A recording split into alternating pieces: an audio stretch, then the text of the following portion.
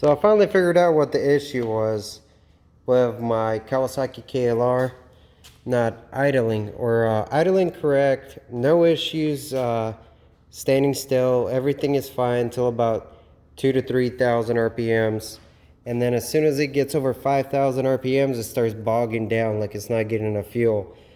If you're having this problem, it's probably a dumb thing. I bought this used, not running or not running well. I had to replace the choke cable that the owner ordered already. So once I got that in, it was supposed to fix the problem, but figured out that my problem was in the way the carburetor was hooked up.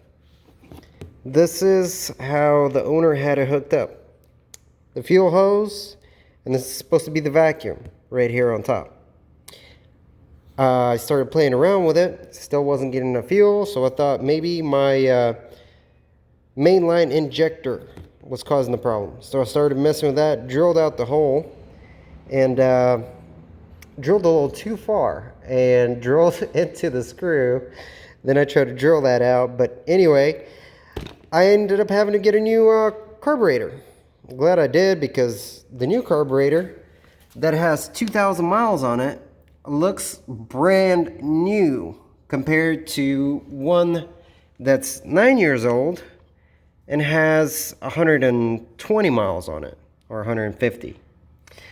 So that was a good find. But as I was shopping, I figured out that this right here is not the vacuum line. This is actually the vacuum line.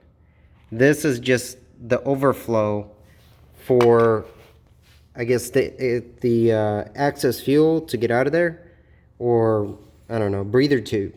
So this is supposed to be capped off on non-California vehicles for some reason, and this is where the vacuum tube goes back to the petcock to control the vacuum line, to pull in more fuel from the gas tank. And here it is.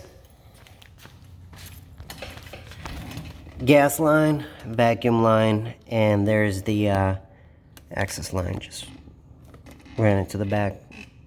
Runs perfectly fine now. Not even leaking. This was leaking once I hooked it up. Put a clamp on it instead of the factory crap clamps. And it's holding tight. I'm even not getting any fuel dripping on the floor. So if you have problems with your KLR, having trouble, like it's not getting enough fuel, bogging down at high RPMs or even low RPMs when it's not getting enough fuel, or even dripping.